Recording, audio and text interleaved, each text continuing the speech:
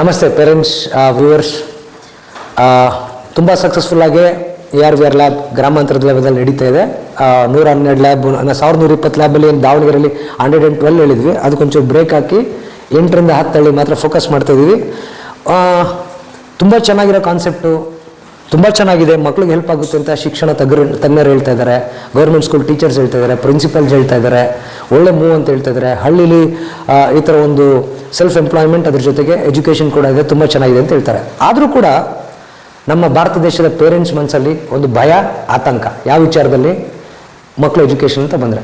ಅದಕ್ಕೋಸ್ಕರನೇ ಈ ಭಯ, ಆತಂಕ, ಹಾಗೆಯೇ ಇನ್ನೊಂದು ಕನ್ಫ್ಯೂಷನ್ ಅಂದ್ರೆ ಏನು ಹೇಳಿ? ಇದು ಸರಿನಾ ತಪ್ಪ? ಇವ್ರನ್ನ ನಂಬಬೇಕಾ ಬೇಡವಾ? ಇಲ್ಲಿ ಸೇರಿಸ್ಬೇಕಾ ಬೇಡವಾ? ಇದು ಯಾಕೆ, ಏನು, ಎತ್ತ? ಕನ್ಫ್ಯೂಷನ್ ತುಂಬ ಒಳ್ಳೆಯದು. ಆದರೆ ತರ್ಕ ಮಾಡದೇ ಇಲ್ಲದಂಥ ಕನ್ಫ್ಯೂಷನ್ ಏನಿದೆಯಲ್ಲ, ತರ್ಕಕ್ಕೂ ಕನ್ಫ್ಯೂಷನ್ಗೂ ಒಂದು ಡಿಫ್ರೆನ್ಸ್ ಇದೆ. ತರ್ಕ ಅಂತಂದ್ರೇನು? ವಿವೇಚನೆ ಇಟ್ಟು ಎಲ್ಲ ಬ್ಲ್ಯಾಂಕಾಗಿ, ಯಾವುದು ಜಡ್ಜ್ಮೆಂಟಿಗೆ ಬರ್ದಿರಂಗೆ ಇದು ಸರಿನಾ ಇದು ತಪ್ಪ ಅಂತ ಯೋಚನೆ ಮಾಡೋದು ತರ್ಕ ಅಂತ ಹೇಳ್ತೀವಿ. ಇದು ಸರಿ ಇರ್ಬೋದು, ತಪ್ಪಿರ್ಬೋದು, ಸರಿ ಇರ್ಬೋದು, ತಪ್ಪಿರ್ಬೋದು, ಯೋಚನೆ ಮಾಡಿದ್ರೆ ಮಾಡೋದನ್ನ ಕನ್ಫ್ಯೂಷನ್ ಅಂತ ಹೇಳ್ತೀವಿ.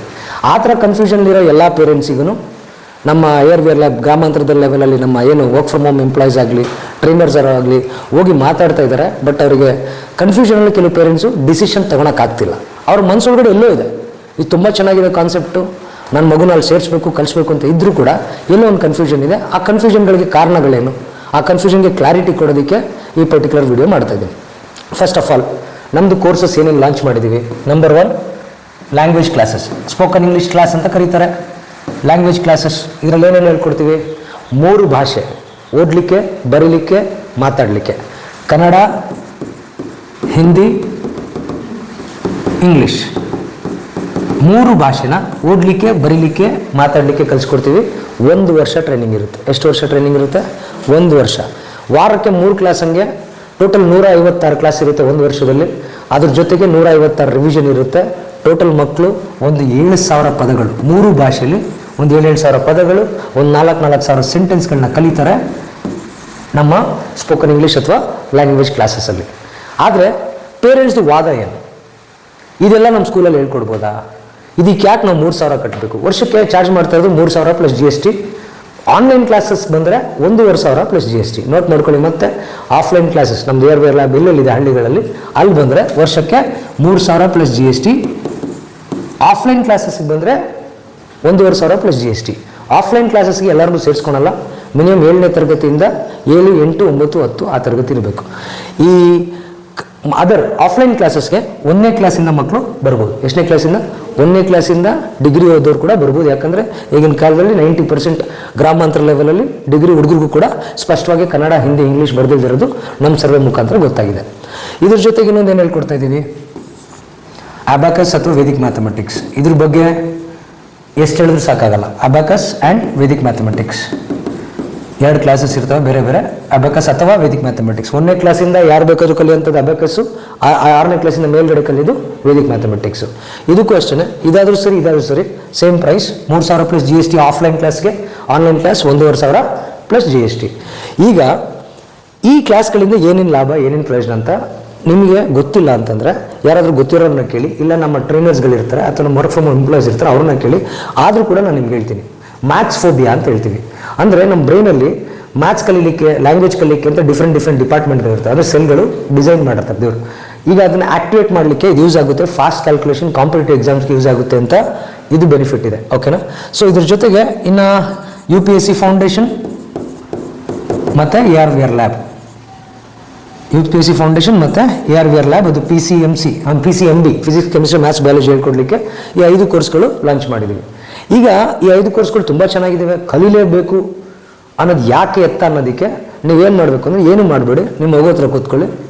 ಪ್ರತಿ ದಿವಸ ನೀವು ಮನೇಲಿ ಏನು ಮಾತಾಡ್ತಿರಲ್ಲ, ನಾರ್ಮಲಾಗಿ ಊಟ ಆಯ್ತಾ, ತಿಂಡಿ ಆಯ್ತಾ, ನಿನ್ನೆ ಬಂದಿದ್ದ, ಮೊನ್ನೆ ಬಂದಿದ್ದ, ಮನೆಗೆ ಹೋಗಿದ್ದ, ನಿಮ್ಮ ಮಗು 8ನೇ ಕ್ಲಾಸಲ್ಲಿ ಇರಲಿ, 9ನೇ ಕ್ಲಾಸಲ್ಲಿ, 10ನೇ ಕ್ಲಾಸ್ ಇರಲಿ. ಇದು ನಿಮಗೆ ಒಂದು ಚಾಲೆಂಜ್ ಅಂತಲೇ ಕೊಡ್ತಾ ಇದ್ದೀನಿ. ಗರ್ವ ಪಡ್ತಿರಲ್ಲ, ನಮ್ಮ ಮಗ ತುಂಬ ಚೆನ್ನಾಗಿ ಓದ್ತಾ ಇದ್ದಾನೆ, ಒಳ್ಳೆ ಸ್ಕೂಲ್ಗೆ ಹಾಕಿದ್ದೀವಿ ಅಂತ. ಅಥವಾ ನಿಮ್ಮ ಟೀಚರ್ಸ್ ಯಾರಾದರೂ ಹೇಳ್ತಿರ್ತಾರೆ, ನಮ್ಮ ಸ್ಕೂಲ್ ಸೂಪರಾಗಿ ಹೇಳ್ಕೊಡ್ತಾ ಇದ್ದೀವಿ ಅಂತ. ಅವರಿಗೆಲ್ಲ ಇದು ನಂದೊಂದು ಚಾಲೆಂಜ್. ಓಕೆ, ಡೈರೆಕ್ಟಾಗಿ ಹೇಳ್ತೀನಿ, ಆತ್ಮಸಾಕ್ಷಿಯಿಂದ ಚಾಲೆಂಜ್ ಕೊಡ್ತಾ ಇದ್ದೀನಿ.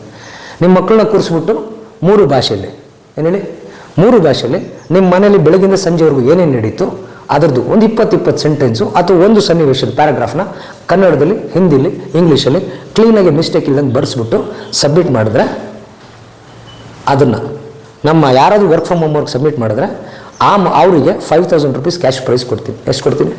ಇದು ಚಾಲೆಂಜ್. ಇಲ್ಲ ಅಂತಂದರೆ ನೀವು ನಿಮ್ಮ ಮಕ್ಕಳ ಭವಿಷ್ಯನ ಹಾಳು ಮಾಡ್ದಿರಂಗೆ, ಅವ್ರ ಲೈಫಲ್ಲಿ ಹಾಳಾಗ್ದಿರಂಗೆ, ಇದೆಲ್ಲ ಮಿಸ್ ಆಗಿದ್ರೆ ಕಲಿಬೇಕು, ನಿಜವಾಗ್ಲೂ ಬೆಳಿಬೇಕು ಅನ್ನಂಗಿದ್ರೆ ನಮ್ಮದು ಲ್ಯಾಂಗ್ವೇಜ್ ಕ್ಲಾಸಸ್ಗಾಗಲಿ ಅಬ್ಯಾಕ್ಲಸ್ ಕ್ಲಾಸ್ಗಾಗಲಿ ಯಾವುದೋ ಒಂದು ಕ್ಲಾಸಿಗೆ ಅಡ್ಮಿಷನ್ ಮಾಡಿ ನಿಮ್ಮ ಮಗುನ ಲೈಫ್ನ ಎಜುಕೇಷನ್ ಏನು ತಪ್ಪೋಗುತ್ತಲ್ಲ, ಅದು ಜಾಸ್ತಿ ಮಿಸ್ಟೇಕ್ಸ್ ಆಗುತ್ತಲ್ಲ, ಅದರಿಂದ ತಪ್ಪಿಸಿ.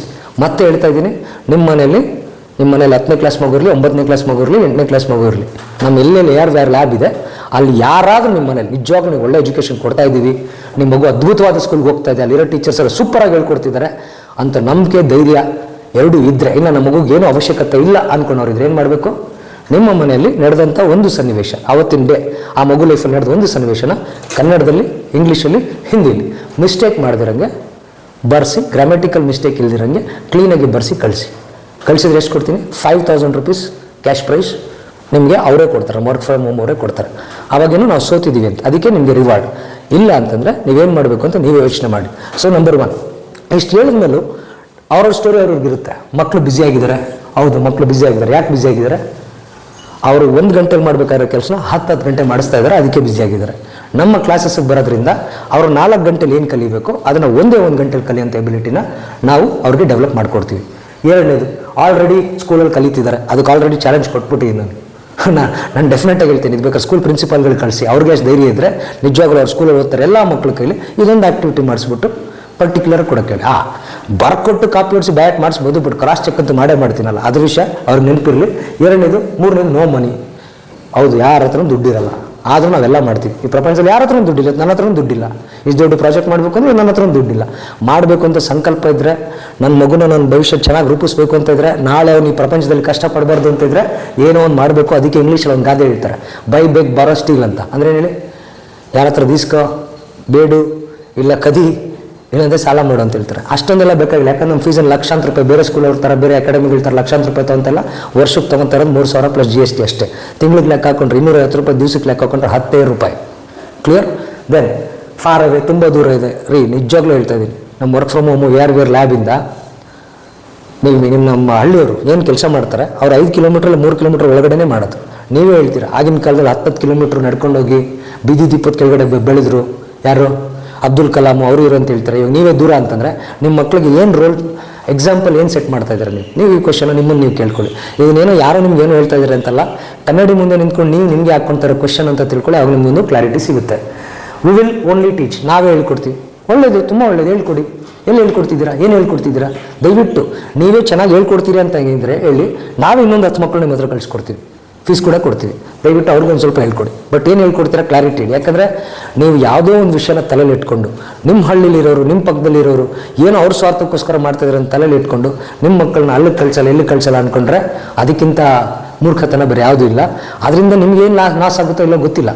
ಬಟ್ ಈ 30 ಜನ ವರ್ಕ್ ಫ್ರಮ್ ಹೋಮ್ ಅವರು ಇಲ್ಲಿಲ್ಲ ಅಂದರೆ ಇನ್ನೊಂದೇನೋ ಕೆಲಸ ಮಾಡ್ಕೊತಾರೆ, ಬೇರೇನೋ ಮಾಡ್ಕೊತಾರೆ. ಬಟ್ ನಿಮ್ಮ ಮಕ್ಕಳಿಗೆ ಈ ಥರ ಎಷ್ಟೊಂದು ಸತಿ ತುಂಬ ಜನ ಟ್ರೈ ಮಾಡ್ತಾರೆ, ಸೊಸೈಟಿಗೆ ಏನಾದರೂ ಒಳ್ಳೇದು ಮಾಡಬೇಕು, ಅದರಿಂದ ನಮಗೂ ಲಾಭ. ಯಾರು ಫ್ರೀ ಮಾಡಲ್ಲ ರೀ. ಇವತ್ತು ನಿಮ್ಮ MLAಗಳೇ ತಗೊಳ್ಳಿ, ಯಾರು ಸಂಬಳ ಇಲ್ದಂಗೆ ಯಾರು MLA ಕೆಲಸ ಮಾಡ್ತಾ ಇದ್ದಾರಾ? ಇಲ್ಲ ಅವ್ರು ಟೋಲಲ್ಲಿ ಹೋದ್ರೂ ಪಾಸು, VIP ಪಾಸ್ ತೋರಿಸಿ, ನಾವಾದರೂ ಟೋಲ್ ಕಟ್ಟಬೇಕು, ಅವ್ರು ಟೋಲು ಕಟ್ಟಂಗಿಲ್ಲ. ಹೆಂಗಿದೆ ನೋಡಿ ಪರಿಸ್ಥಿತಿ. ನಾವೇ ಓಟ್ ಹಾಕಿ ನಾವೇ ಟ್ಯಾಕ್ಸ್ ಕಟ್ಟಿ ಅವರೆಲ್ಲ ಫೆಸಿಲಿಟಿ ತೊಗೊಂತಾರೆ. ಅಂದರೆ ಅಷ್ಟು ದೊಡ್ಡ ಪೊಸಿಷನ್ ಇರೋ ಮಂತ್ರಿಗಳೇ ಅಷ್ಟು ತೊಗೊಬೇಕು ಅಂತಂದರೆ ನಾವು ಲೋಕಲ್ ಕೆಳಗಡೆ ಇರೋರು ಅಟ್ಲೀಸ್ಟ್ ನಮ್ಮ ಮಕ್ಳಿಗೆ ಪಾಠ ಹೇಳ್ಕೊಡೋದು ನಮಗೇನು ಅಲ್ಲೆಲ್ಲೋ ತೊಗೊಂಡೋಗಿ ಫೀಸ್ ಕಟ್ಟೋದನ್ನ ಇಲ್ಲೇ ಕಟ್ಟೋದ್ರಲ್ಲಿ ಅದೇನು 10 ರೂಪಾಯಿ ಅದನ್ನ 3 ರೂಪಾಯಿ ಮಾಡಿದ್ವಿ, ಅದನ್ನು ಹೇಳಿದ್ವಿ.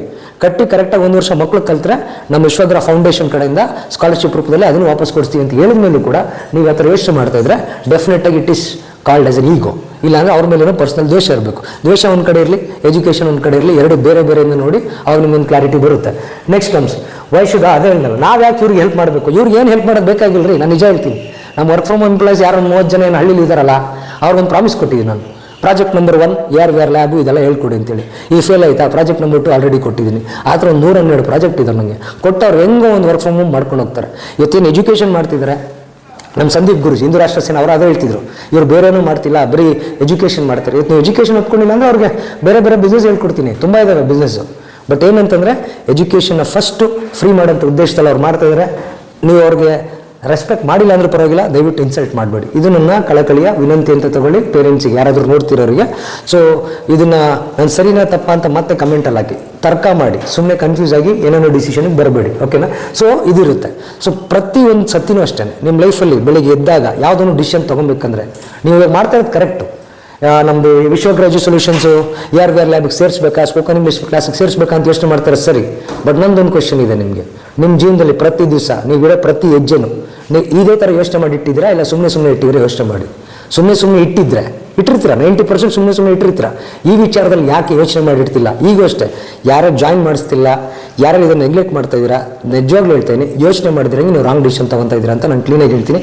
ಇದು ನಾನು ಹೇಳಿ ಸುಳ್ಳು ಅಂತ ಹೇಳಲಿಕ್ಕೆ ಒಂದು 4 ಜನ ಕರ್ಕೊಂಬಂದು ದಯವಿಟ್ಟು ಪ್ರೂವ್ ಮಾಡಿಸಿ. ಒಂದು 4 ಜನ ಹೆಂಗಿರಬೇಕು ಅಂದರೆ ಅಟ್ಲೀಸ್ಟ್ ಒಂದು 2-3 ಡಿಗ್ರಿ ತೊಗೊಂಡಿರಬೇಕು, 5 ವರ್ಷ 10 ವರ್ಷ ಎಜುಕೇಷನ್ ಇಂಡಸ್ಟ್ರಿಯಲ್ಲಿ ಕೆಲಸ ಮಾಡಿರಬೇಕು, ಮತ್ತು ಈಗೋ ಇರಬಾರ್ದು. ಕರೆಕ್ಟಾಗಿ ಅರ್ಥ ಮಾಡ್ಕೊಂಡವ್ರು ಇದ್ದರೆ ಅವ್ರ ಹತ್ರ ಬಂದು ಹೇಳಿಸಿ, ಇಲ್ಲ ಸರ್ ನೀವು ಹೇಳ್ತಿರೋದು ರಾಂಗ್ ಅಂತ ಅವಾಗ ನಾನು ಒಪ್ಕೊತೀನಿ.